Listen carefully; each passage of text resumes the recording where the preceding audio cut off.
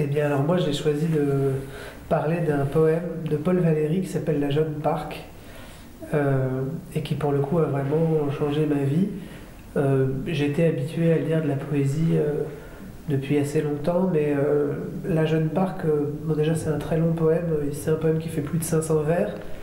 Il est de facture assez classique puisque c'est des alexandrins euh, réguliers, rimés, enfin tout ce qu'il y a de plus. En lisant ça ressemble à du Racine ou à du Corneille.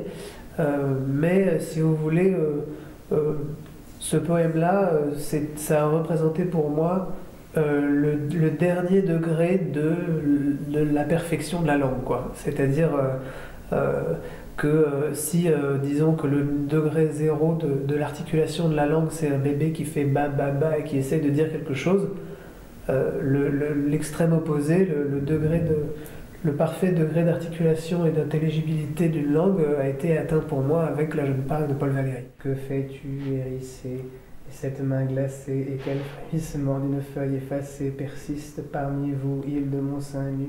Je scintille lié à ce ciel inconnu, l'immense grappe brille à ma soif de désastre.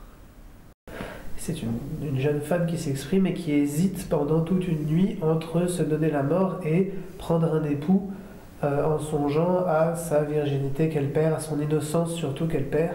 Et ça raconte vraiment l'histoire d'à mon avis, tout le monde. Enfin, c'est absolument universel, le fait de perdre son innocence, de lutter pour la conserver. Et en fin de compte, d'accepter que l'innocence perdue, c'est la connaissance qui arrive. Voilà, c'est un poème extrêmement complet. On a souvent, parfois, reproché à Paul Valéry d'être trop intelligent ou trop intellectuel, mais il y a des vers dans La Jeune Parc qui sont au contraire d'une très grande sensualité, d'une poésie folle, très virevoltante, chatoyante. Disons que c'est une ambition folle et parfaitement réussie, quoi. C'est le chef-d'œuvre ultime. Et enfin voilà, La Jeune Parc. Heureuse, à la hauteur de tant de gerbes belles qui laissaient à ma robe obéir les tombelles dans les abaissements de leur frêle fierté, et si, contre le fil de cette liberté, si la robe s'arrache à la rebelle ronce, l'arc de mon brusque corps m'accuse et se prononce nu sous le voile enflé de vibrantes couleurs que dispute ma race au long lien de fleurs.